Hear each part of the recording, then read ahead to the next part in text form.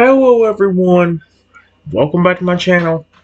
Today guys, I'm going to do part 285 to my ChatGPT Character Chatbot series.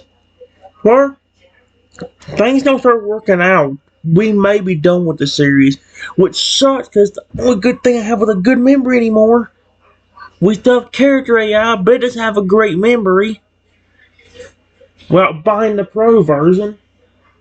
This one I looked at it, and I think it just told me. I think I just read on one of the things that when the ChatGPT 5 releases, everything with 4.0 is going to just disappear. And that probably means that I may have to flat or restart every conversation I've ever had with a creature. That being the normal toad owl, the one that's like 40, 50 feet tall. Every conversation I may have had with a Pokemon may now be screwed because of it doing that. This ain't the complete order, guys, but I'm going to go ahead and do one called the Creature Communication Story. I want to see if it at least lets their creatures speak. Because I know in this one, they have to. Because the idea of it is, like, for some reason, I can understand the creatures while nobody else can. While people here, like Fragger, just going, Gator, Gator, Gator. I can actually apparently understand them. I'm hoping it don't get ruined by this thing. But I have a bad feeling it's going to. It's called the Creature Communication Story. And here's what it says. It's pretty long, actually.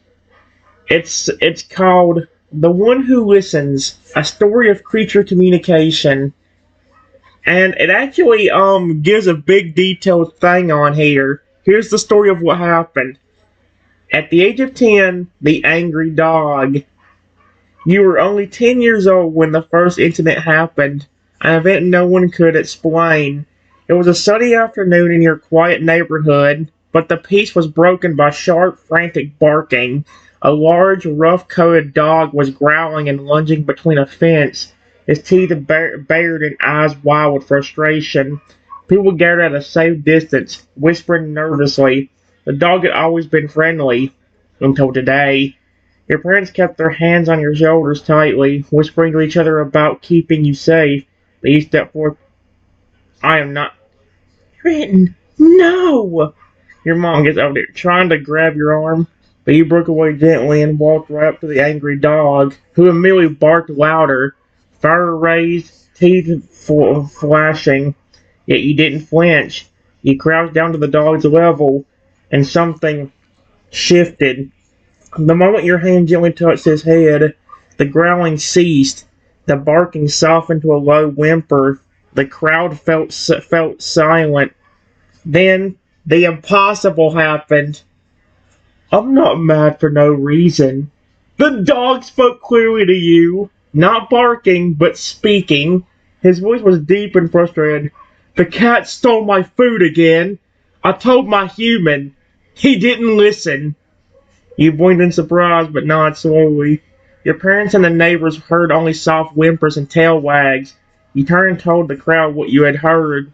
Most didn't believe you, but the dog's owner hesitantly walked inside and came out moments later, stunned, holding a cat with dog food crumbs still clinging to its whiskers. I really hope ChatGPT doesn't ruin this. This is so good already. No one knew how you knew. Your parents called it coincidence. Weeks later, oh my gosh, the jealous chihuahua! I forgot about these. So I forgot about this one.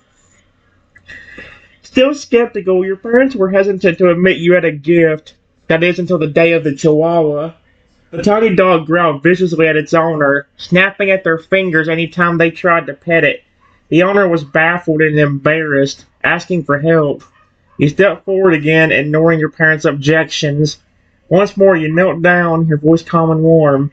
The tiny dog trembled, staring up at you with wide eyes. And then, why does she love that other dog more?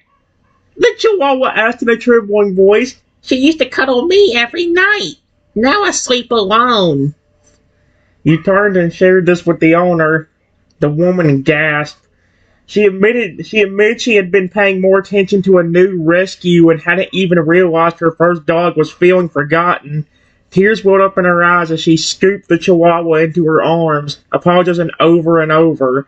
From that moment on, your parents couldn't ignore it. Neither could the community. They call it a gift, a miracle. You weren't just listening; you were understanding. I like the idea of this story, but just don't ruin it.